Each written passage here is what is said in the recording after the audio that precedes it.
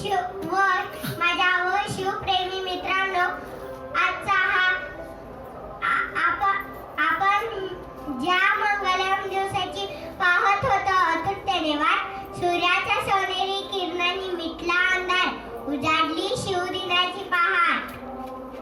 प्रत्येकाच्या हृदयी आज निर्माण झाली शिवप्रेमाची लाट.